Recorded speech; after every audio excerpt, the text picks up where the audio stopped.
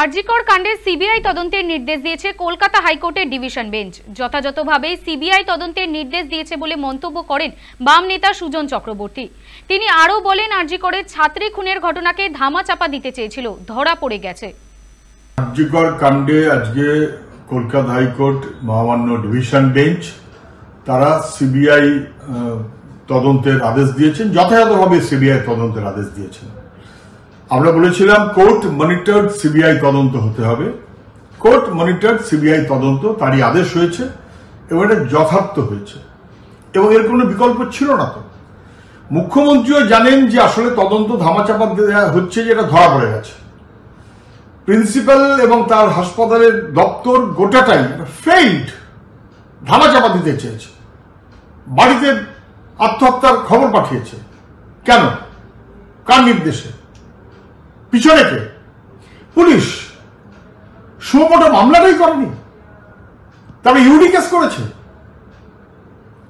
সব ধামাচাপা দেওয়ার চেষ্টা, টাকা পয়সা রফা করাবার জন্য বাড়িতে লোক পাঠিয়েছে, ধরা পড়ে গেছে। তো এবং আজকে কোর্ট নির্দিষ্টভাবে বলেছে যে এক, তদন্তে কোনো অগ্রগতি হয়নি, দুই, স্বাস্থ্য মন্ত্রক এবং পুলিশ মন্ত্রক দুজনেই ফেল করেছে।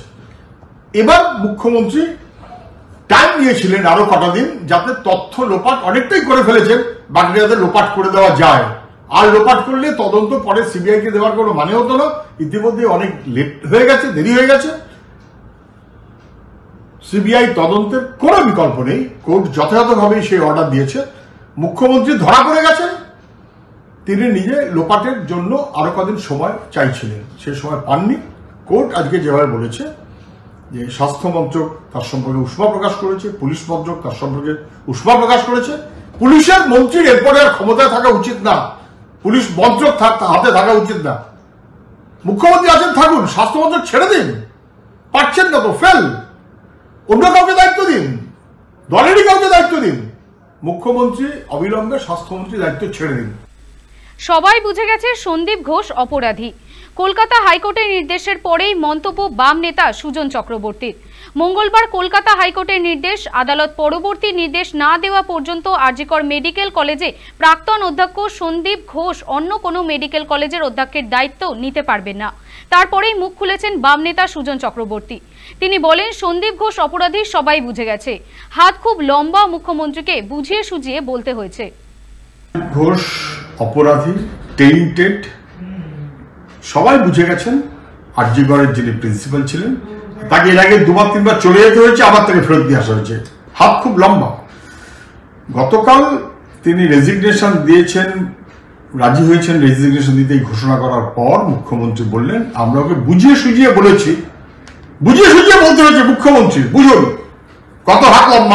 আমি বলছিলাম কোন এক এসপি দাস, তিনি সব পরিচালনা করছেন, সরবরাহ করে দিচ্ছেন।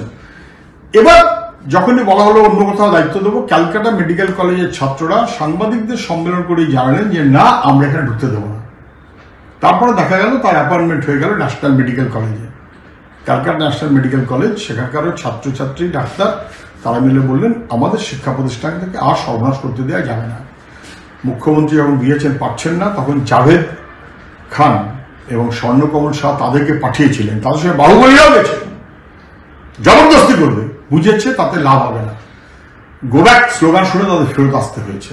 তারপর তো কোর্ট বলেই দিয়েছে এরকম অপরাধী লোক কেন কি প্রিন্সিপাল করা হচ্ছে, বরং কোর্টের পারমিশন না নিয়ে ভবিষ্যতে প্রিন্সিপাল করা যাবে না। ছাত্রদের আন্দোলন যথার্থ এবং তা ঠিকই হয়েছে।